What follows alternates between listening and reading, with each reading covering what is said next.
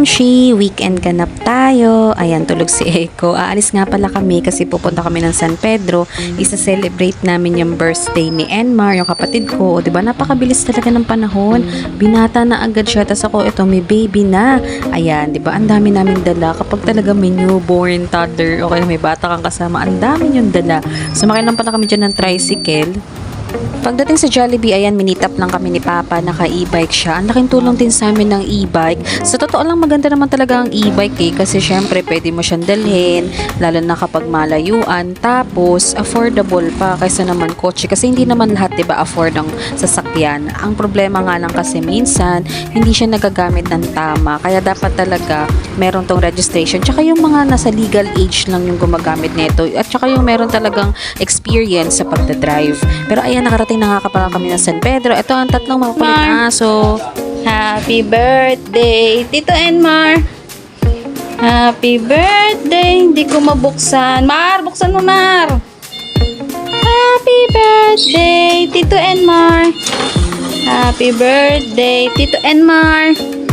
Happy birthday, Tito Enmar.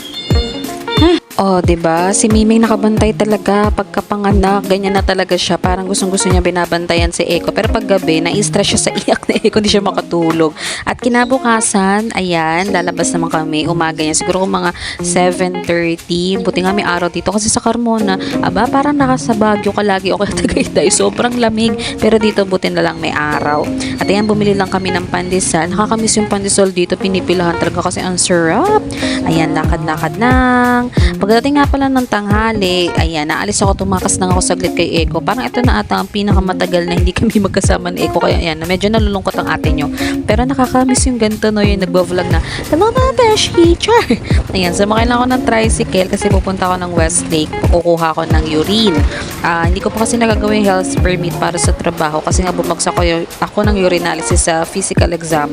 Kasi buntis pa ako noon, so kailangan ko lang i-repeat. Ayan, mura lang naman ang urinalysis dito. Mabilisan lang din, pak. Syempre, iniwan ko si Eko. Kailangan bumalik din ako after 2 to 3 hours para dede na naman siya.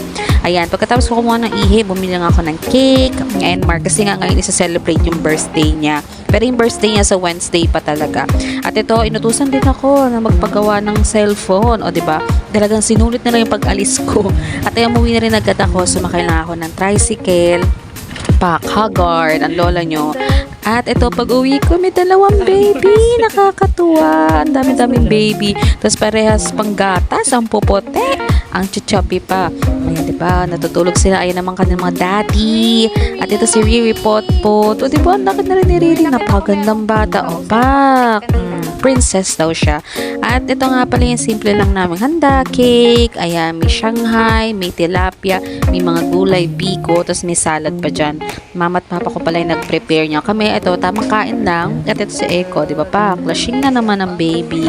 At ito pa, may isang baby. Ang cute talaga. Sobrang saya kasi ang dami ng baby. At ayan, kantahan na kami ng happy birthday. Char. Kami-kami lang naman dyan. Simpleng celebration lang talaga. Pero masarap yung mga handa. Happy birthday to you. Happy birthday, happy birthday. Happy birthday to you. Happy birthday to you. Sana gawin. Yan lang yung wish niya. At ito Lunes, ayan, uuwi na kami. Nagpabook na lang pala yung kapatid kong si Maui ng Grab dyan. Thank you sa libre. Hindi ko lang kung si Mama o si Maui nagbayad, char.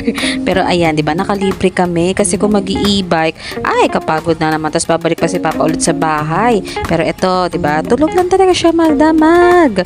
Ganyan talagang ganap niyan pag nasa labas ng bahay. At yan, sobrang saya din naman sa wakas sa kagala din si Eko. Yun lang, bye-bye.